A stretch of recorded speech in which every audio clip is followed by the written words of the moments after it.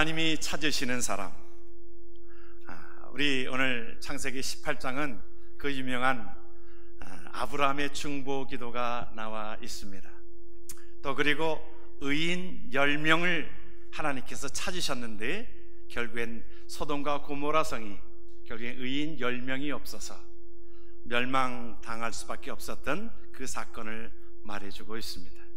우리는 그곳에 소돔과 고모라 성이 한 10,000명이 사는 그 도시에 의인 10명이 없었습니다. 하나님은 의인 10명을 찾고 계십니다.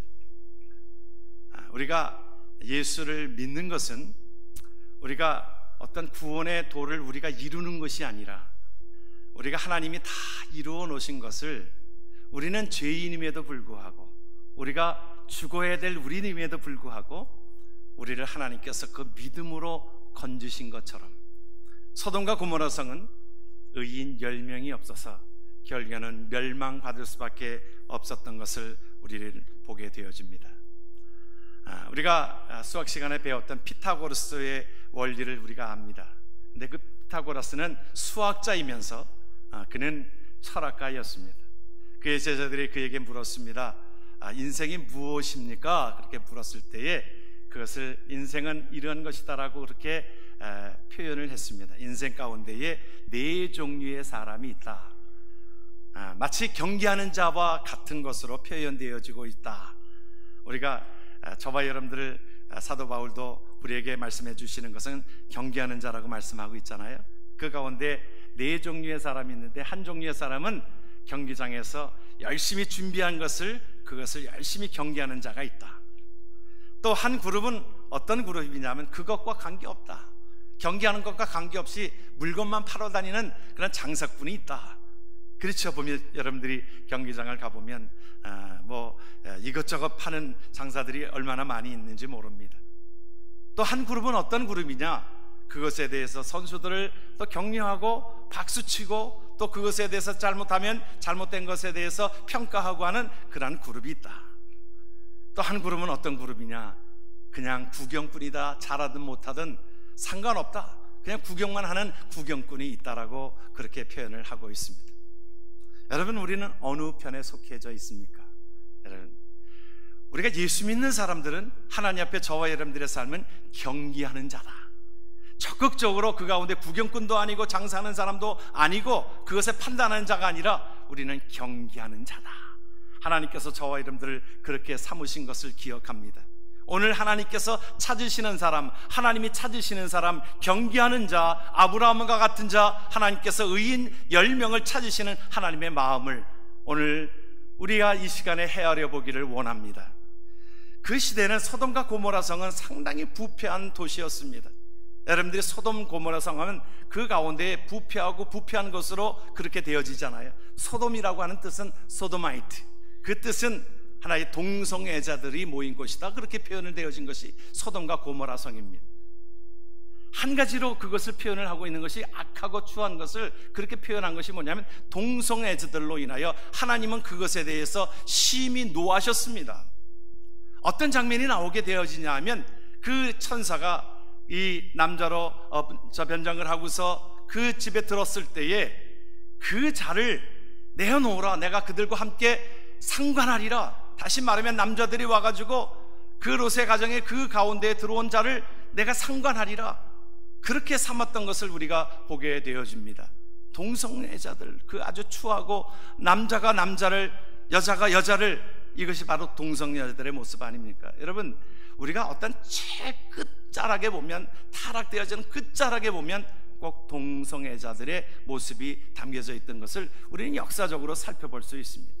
로마의 폼페이시도 결국에는 동성애자들로 들끓었던 도시였고 그것이 멸망이 되어졌고, 보면 끝자락에 그렇습니다. 지금 시대가 보면 여러분 우리가 기억해야 될 것이 소돔과 고모라 성의 모습이 옛날의 모습이 아니라 오늘 우리에게 말씀해 주고 있는 것은 우리가 이 시대를 분별하고 우리가 이 시대도 하나님 앞에 소돔과 고모라 성의 삶을 살고 있지 않는가 우리가 생각해 보자고 하는 것입니다.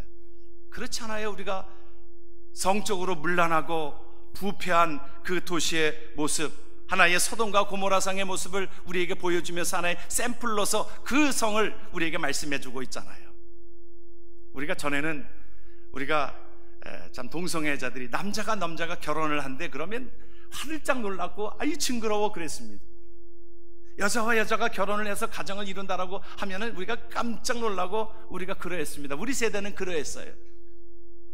그런데 이 밑으로 내려가는 세대는 그들은 그것에 대해서 남자가 남자로 결혼을 해도 되는 것이고 여자가 여자를 결혼을 해도 한 가정을 이루게 된다라고 하는 것이 하나의 법적으로 그렇게 되어지니까 캐나다가 먼저, 미국보다는 먼저 그것이 법으로 제정이 되어졌습니다.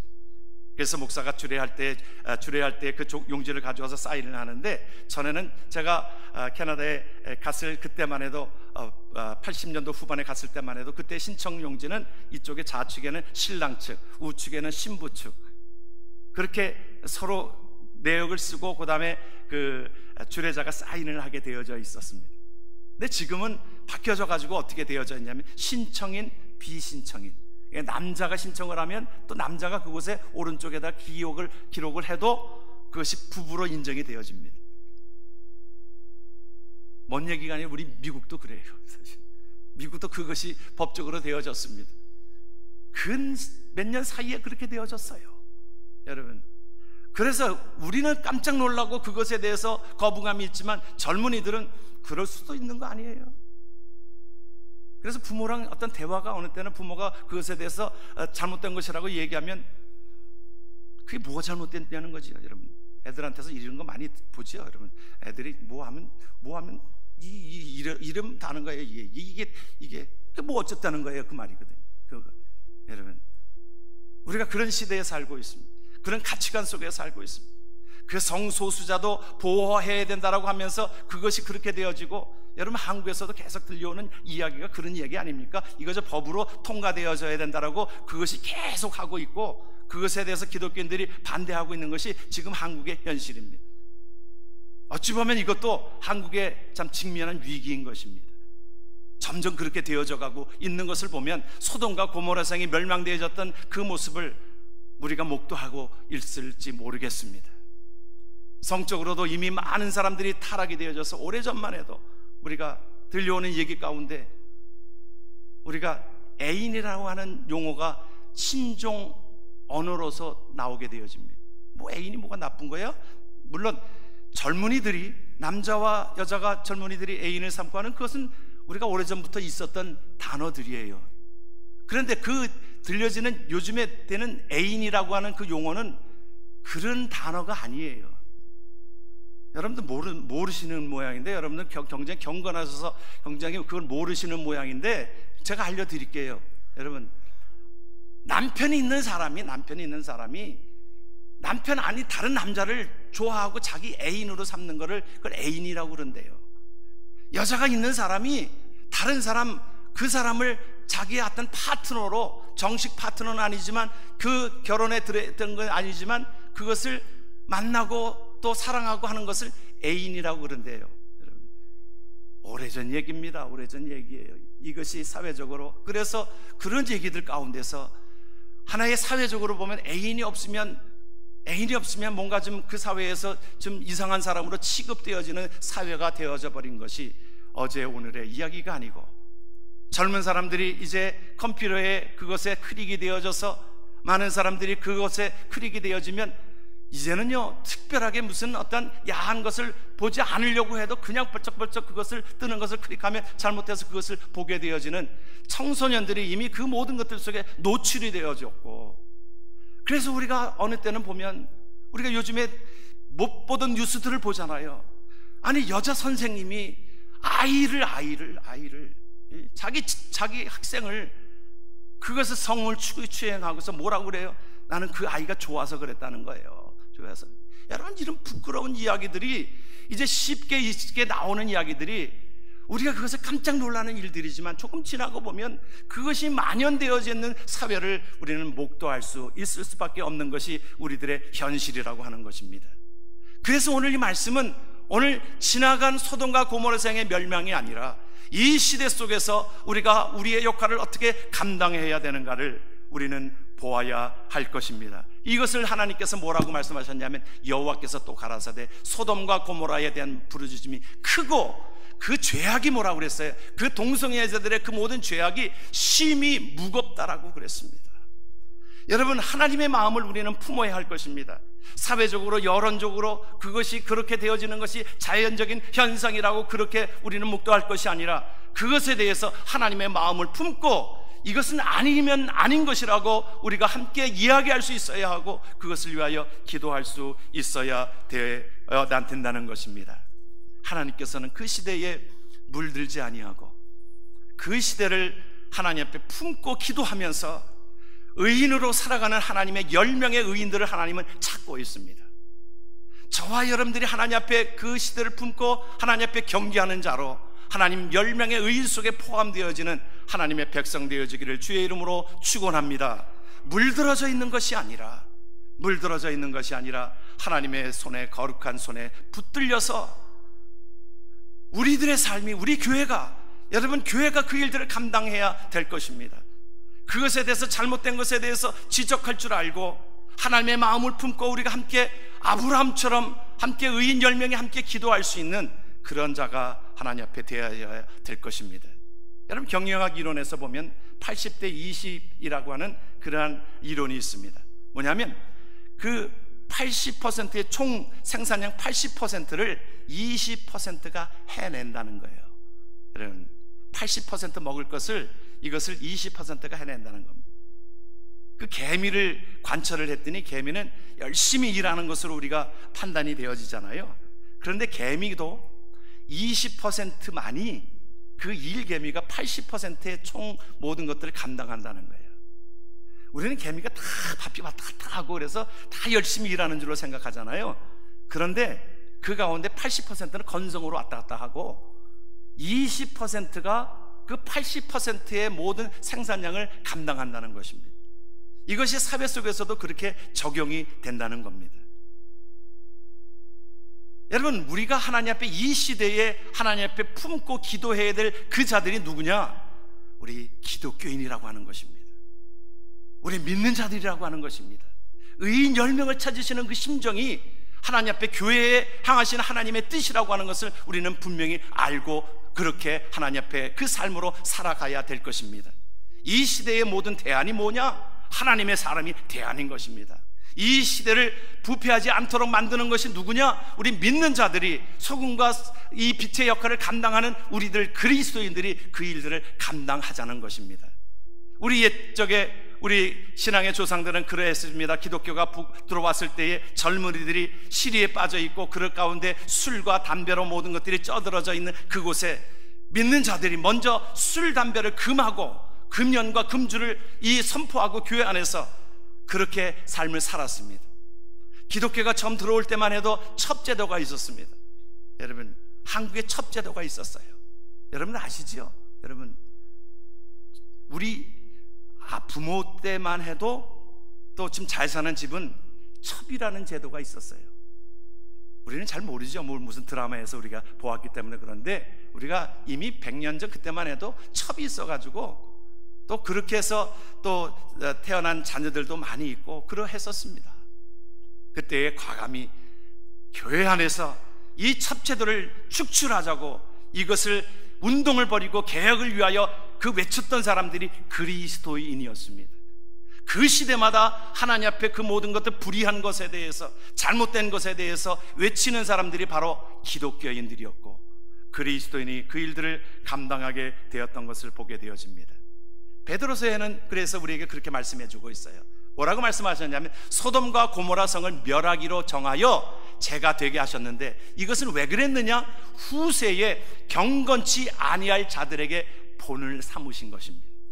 그래서 하나님께서 창세기 오늘 18장에 있는 말씀은 우리 오늘 살아가는 저와 여러분들에게 주시는 하나님의 교훈이요 말씀인 것입니다. 그 시대에 하나님께서는 아브라함을 택하셔서 하나님 앞에 아브라함을 통하여 그 일들을 감당케 하셨습니다. 여러분, 그런데 우리가 아브라함 하면 어떤 사람입니까? 여러분, 아브라함 닉네임은 뭐예요? 아브라함의 닉네임은 그것은 천사를 대접한 사람. 그죠? 부지 중에, 앞에 무슨 말이, 부지 중에 천사를 대접한 사람. 그 말은요, 천사가 올 것을 기대하고서 그렇게 대접한 것이 아니라 그냥 섬기다가 보니까, 베풀다 보니까 천사를 대접한 것입니다. 여러분, 천사가 그 날개를 가지고 다 날아오면, 아니 그건 누가 못 모시겠어요? 여러분, 이 천사는요 그렇게 다가오지 않습니다. 성경을 보면 천사는 사람으로 다가옵니다. 악한 영이, 귀신이 어떻게 다가옵니까? 뿔 달리고 창 들고, 우리가 어느 때는 귀신하면 그것으로 연상이 되어지잖아요. 그것으로 다가옵니까? 아니에요. 사탄이 가룟 유다에게 딱 들어가서 가룟 유다를 사용하니까, 사람의 모습으로 사용하게 되어지니까 넘어가는 거예요. 여러분, 우리가 영의 존재는 그것으로 이렇게 눈에 보이는 존재로 다가오지 않습니다. 그런데 이 아브라함은 부지중에 천사를 대접했다는 말은요, 오늘 말씀에도 나오는 것 가운데 그는 대접하기를 힘썼던 사람입니다. 늘 모든 사람을 대접하기를 힘썼던 사람입니다. 마태복음 25장에서도 보면은 뭐라고 말씀하셨냐? 마태복음 25장에서도 우리가 언제 주님을 섬겼어요? 주님을 언제 옥에 갇히신 것을 우리가 언제 돌아보았어요?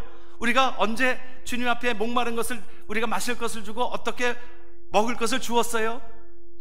주님이 뭐라고 말씀하셨어요? 소자에게 한 것이 나에게 한 것이라. 여러분, 하나님의 그 귀한 천사의 모습은 사람으로 다가오셔서 우리에게 말씀하고 있기에, 아브라함은 그 천사를 부지중에 대접했다는 말은 늘 섬기는 사람이었습니다. 대접하는 사람이었어요. 자기 집에 온 사람들을 늘 대접하다 보니까 그 가운데에서 천사를 대접하게 되어지고, 천사로부터 이제 소돔과 고모라 성이 멸망되어질 것에 대한 것들을, 그 소식을 듣고 있었습니다. 그러니까 그 말씀에 그 뒤를 보게 되어지니까, 바로 천사들이 떠난 다음에 그 말씀을 보게 되어지니까 22절에 뭐라고 말씀하셨냐면, 아브라함이, 그 사람들이 거기서 떠나 소돔으로 향하여 가고 아브라함은 여호와 앞에 그대로 섰습니다. 왜 그랬습니까? 여러분, 그것을 그대로 두지 않았습니다. 아브라함은 그것에 자기 책임을 느꼈던 거예요. 내가 이것을 내가 기도하기 위해서 하나님 앞에 쓴 것입니다. 여호와 앞에 그대로 섰습니다. 하나님 앞에 그렇게 외칩니다. 안타까운 모습을 가지고, 그곳에 롯과 그의 조카와 그의 가족들이 있잖아요. 아니, 그들뿐만이 아니라 그 모든 것 가운데서 하나님 앞에 구원받기 위해서 하나님 앞에 그 지역을 품고 기도하는 아브라함의 기도가 있었습니다.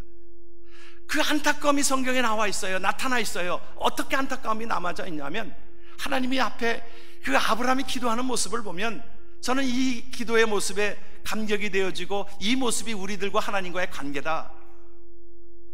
아브라함이 하나님 앞에 기도하는 것이 옆에 아버지가 계신 것처럼 그렇게 말씀하고 있습니다. 먼데 계신 분이 아니에요. 먼데 계신 분이 아니에요. 하나님은 우리 곁에 계십니다. 그래서 그렇게 말씀하듯이, 하나님, 그것에 의인 50명이 있으면 멸하지 않겠습니까? 안타까운 마음을 가지고 한번 마치 하나님과 흥정하듯이, 여러분 말씀을 보면 마치 중보기도가 하나님 앞에 흥정하듯이 50명 정도로 딱 찔러본 겁니다. 저는 그렇게 생각해요. 10,000명이 사는 곳에 50명이 없겠는가 찔러본 겁니다. 그런데 하나님이 뭐라 그래요? 흔쾌히 대답하시는 거. 그럼 50명이 있어도 내가 그곳에 멸망하지 않을 거야. 그러니까 너무 흔쾌히 대답하니까 너무 높게 잡았는가 생각해 보는 겁니다. 그래서 5명을 딱 내려봅니다. 45명이면 어때요? 하나님이랑 속삭이고 있는 거예요. 하나님이 그것에 대해서 뭐 다른 거 붙이지도 않고 흔쾌히 대답하시니까 또 한번 해보는 겁니다. 해보는 거지요. 40명이면 어때요? 하나님이 또 흔쾌히 대답하십니다. 그러니까 그때부터는 10명씩 내려갑니다. 성경을 보니까요, 아주 40명에서부터는 30명, 하나님이 끄덕끄덕하니까 20명, 끄덕끄덕하니까 10명까지 내려온 것입니다. 여러분, 이러한 것이, 여러분, 우리가 장사로 말하면 흥정이 50명으로 시작해서 10명으로 내려가니까, 여러분, 하나님은 그 가운데 네의 기도를 들어주마, 그 말씀한 것이고, 아브라함은 간절한 기도의 마음, 그들을 하나님 앞에 구원받기를 위하여 간절히 기도하였던 그 마음들을 우리의 말씀을 통해서 그렇게 말씀합니다. 간절함이 23절에 나와 있잖아요. 뭐라고 그래요? 가까이 나아가 가로되 주께서 의인을 악인과 함께 멸하시려나이까 하면서 하나님 앞에 묻는 장면들이 오늘 본문에 나와 있는 그 말씀인 것입니다. 하나님은 이러한 자를 기뻐하십니다. 하나님 앞에 집념으로 하나님 앞에 그를 위하여 건성으로 기도한 것이 아니라 그 땅을 위하여 하나님 앞에 전심을 다하여 하나님 앞에 기도하였던 아브라함의 기도가 저와 여러분들의 기도가 되기를 주의 이름으로 축원합니다. 하나님이 우리에게 말씀하는 것은 32절에 그렇게 말씀합니다. 아브라함이 또 가로되 주는 노하지 마옵소서 내가 이번만 더 말하리이다. 거기서 신명을 찾으시면 어찌하시라나이까 가라사대 내가 신명을 인하여도 멸하지 아니하리라. 하나님 앞에 겸손하게 간절한 마음으로 기도하였던 아브라함의 기도가 저와 여러분들의 하나님 앞에 중보 기도가 되어지기를 주의 이름으로 축원합니다. 여러분, 중국 내지 선교의 창시자였던 사람이 누구입니까? 우리가 이 정도는 알아두셔야 하는 것이 허드슨 테일러입니다.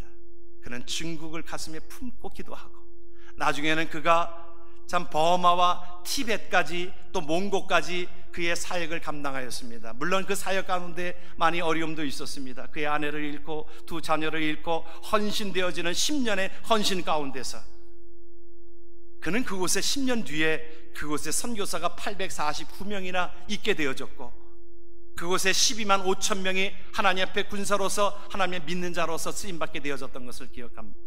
여러분, 중국이요 믿는 자들이 얼마나 되는지 아십니까? 여러분, 퍼센티지로 보면 뭐 우리 한국보다는 낮지만 인구가 워낙에 많으니까 13억이나 되지 않습니까? 그 중에 여러분 10%가 채 안 되는 그 사람들 그래도 1억입니다. 그리스도인들이 그들의 헌신이 있었습니다. 허드슨 테일러가 그 가운데 하나님 앞에 그 묵묵히 그들을 위하여 선교하였던 그곳에 그는 그 가운데에 사실은 그가 어렵고 사실은 그 허드슨 테일러도 청소년기에 그렇게 품행이 좋았던 사람은 아닙니다.